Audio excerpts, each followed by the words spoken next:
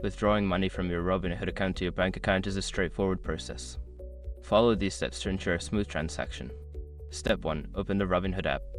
Launch the Robinhood app on your mobile device or log into your account on the website. Ensure you are logged into the account from which you want to withdraw funds. Step 2. Navigate to the Account tab. Once you are logged in, locate and tap on the account icon, usually found in the bottom right corner of the app.